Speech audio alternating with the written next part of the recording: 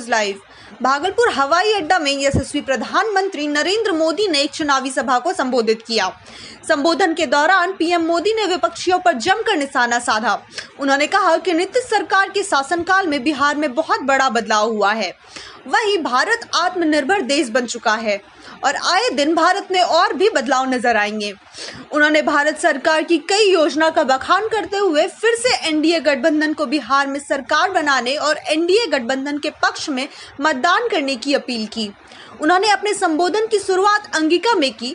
उन्होंने कहा कि भागलपुर में उनका तीसरा सभा है। पीएम ने कहा कि देश को सशक्त करने के लिए जो फैसले किए गए हैं वह बिहार में भी तेजी से लागू हों। इसके लिए सीएम नीतीश कुमार के नेतृत्व में एनडीए की सरकार अति आवश्यक है।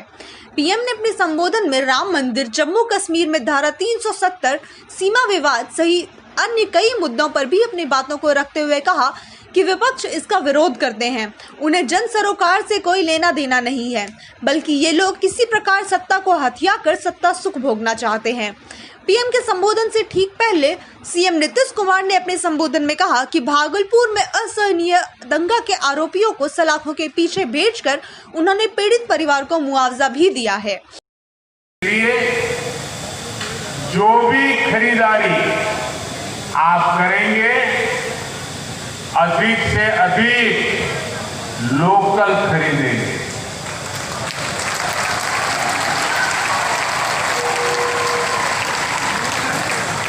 भागलपुर की सिल्की साड़ी, मंजूषा पेंटिंग और दूसरे उत्पादकों को बहुत बड़ा सपोर्ट कीजिए।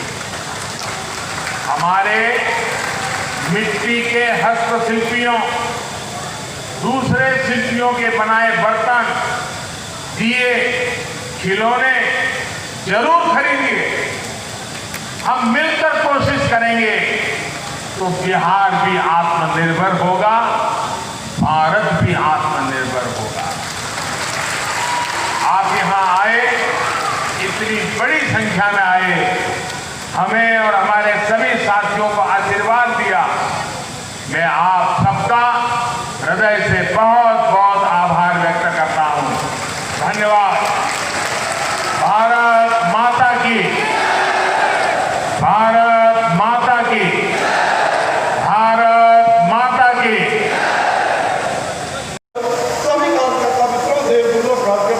वर्षों में गंगा जी के ऊपर ही 1.5 दर्जन करीब पुल या तो बन चुके हैं या फिर काम चल रहा है।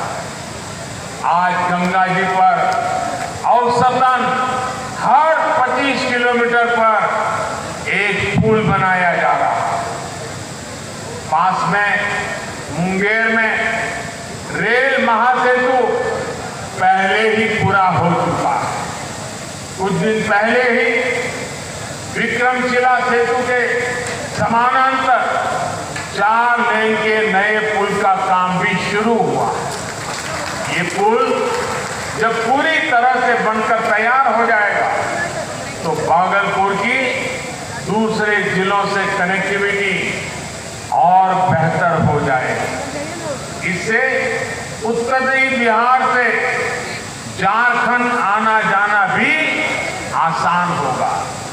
विशेष रूप से हमारे व्यापारियों और शिव भक्तों को इससे बहुत सुविधा होगी।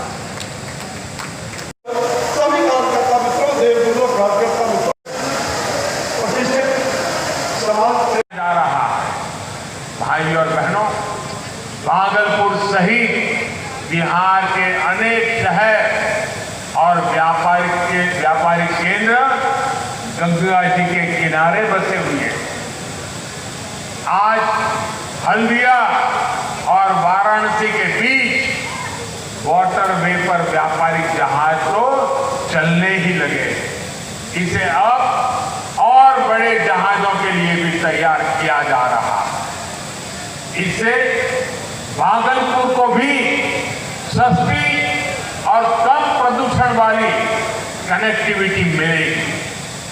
भाई और बहनों, अभी जो हाल में ही देश की कृषि को आधुनिक बनाने के लिए बड़े सुधार किए गए, उनका भी लाभ बिहार के किसानों को होगा। मंडियों से जुड़ा कानून तो यहां पहले ही खत्म कर दिया गया है। अब बिहार में कृषि इंफ्रास्ट्रक्चर पर और तेजी से काम होने की संभावना बनी। अब बिहार के गांवों में, छोटे शहरों में कोल्ड स्टोरेज की व्यवस्था का और विस्तार होगा।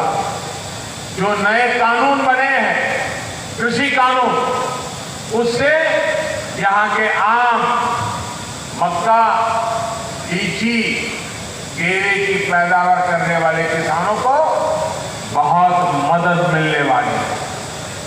नए प्रावधानों से खेत के पास ही स्टोरेज की सुविधाएं तैयार हो। सरकार ने भी इसके लिए 1 लाख करोड़ रुपए का फंड बनाया। इस फंड से किसान उत्पादक संघ यानी एफपीओ ऋण ले सकते हैं और भंडारण की व्यवस्थाएं बना सकते हैं, कोल्ड स्टोरेज बना सकते हैं। इसका बहुत बड़ा लाभ फूड प्रोसेसिंग सेक्टर को भी होगा। जब फूड प्रोसेसिंग से जुड़ी कंपनियां यहां आएगी तो किसान की आय में भी बढ़ोतरी होगी।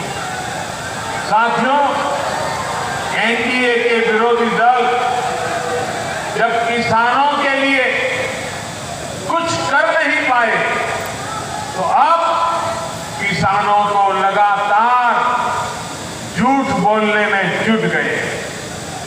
आजकल ये लोग एमएसपी को लेकर अफवाहें फैला रहे हैं। भाई और बहनों, ये एनडीए की ही सरकार है जिसने किसानों को लागत का 1.5 गुना एमएसपी देने की सिफारिश लागू की थी। ये एनडीए